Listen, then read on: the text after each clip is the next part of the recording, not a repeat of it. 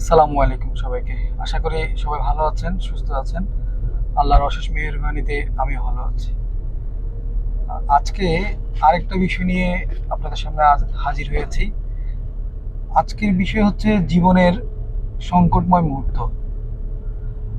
আপনি দেখবেন জীবনের কিছু সংকটময় মুহূর্তে কারা আপনার পাশে থাকবেন, আপনি কাদের পাশে থাকবেন, আপনি কাদেরকে আপনার জীবনের প্রয়োজনে কাছে পাবেন। আমাদের জীবনে অনেক কিছুর অভাব থাকবে। ভালো একটা সঙ্গীর অভাব, আহ, আর্থিক টানাপোড়েনের অভাব, ভালোবাসার অভাব। আপনার আর্থিক সংকট আর ভালোবাসার সংকট দুটোই কিন্তু খুবই বাজে একটা অবস্থা। যাদের জীবনে এই দুটো, বিশেষ করে এই দুটো সংকট যায়, তারা জানে পৃথিবীর আসল বাস্তবতা, পৃথিবীর আসল রূপ, পৃথিবী এবং পৃথিবীর মানুষগুলোর রূপ কত প্রকার এবং কেমন হতে পারে। আপনি দেখবেন, আপনি যখন খুব কেরিয়ারের ক্রাইসিস বলেন, ভালোবাসার ক্রাইসিস বলেন, আর্থিক টানাপোড়েনের মধ্যে যাবেন, তখন দেখবেন আপনার পরিবারের মানুষগুলোর আচরণ, আপনার আত্মীয় স্বজন কি বলেন, বন্ধু বান্ধব কি বলেন, কিংবা খুব কাছের মানুষটাও আপনাকে অবজ্ঞা করতে দ্বিতীয়বার ভাববে না। আমাদের জীবনের সবচেয়ে বাজে সময়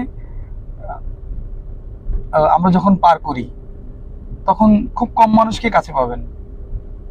দেখবেন কোনো কোনো ক্ষেত্রে কাছেই পাওয়া যাবে না। এই সময়টা খুবই যন্ত্রণাদায়ক। আর এই সময়ে আমি মনে করি, এই সময় আপনাকে খুব স্থিরভাবে এ, বাকি এই সময়টা পার করতে হবে। আর যখনই সেই আপনি দেখবেন আপনার জীবনের এই তীব্র বাজে সময়টা যাবে, আপনি খুব মানসিক অস্থিরতার মধ্যে থাকবেন।